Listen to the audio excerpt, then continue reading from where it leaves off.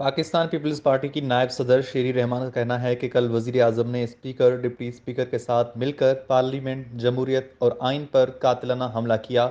इसका अजाला होना चाहिए। मीडिया से गुफ्तगू करते हुए शेरी रहमान का कहना था कि हमें उम्मीद है कि आइन बाला होगा, क्योंकि जिस मुल्क में आइन बाला ना हो उस मुल्क में जमहूरियत की कोई माने नहीं होते, सिर्फ जिद्दोजहद होती है। और हमने सारी उम्र इस आइन को बाला रखने के लिए जिद्दोजहद की है। उनका कहना था कि हमारी अदलिया से दरख्वास्त है कि वो जमहूरियत और आइन का अलम उठा कर रखें और पुरानी यादें ताज़ा ना की जाएं। जब 4 अप्रैल को जमहूरियत पर शब खून मारा गया, शहीद जुल्फ़िकार अली भुट्टो का अदालती कत्ल किया गया और आइन शिकन को तहफ़्फ़ुज़ फराहम किया गया। हमने उस पर सदारती रेफरेंस भी अदालत में जमा कराया, लेकिन आज तक उसका कोई फैसला नहीं हो सका। उनका कहना था कि कल फिर आइन शिकनी की गई। स्पीकर, डिप्टी स्पीकर और वजीर आजम ने कल पार्लियामेंट, जमहूरियत और आइन पर कातिलाना हमला किया। अगर इस हमले का अजाला ना किया गया तो तारीख में सबसे स्याह बाब के तौर पर याद रखा जाएगा।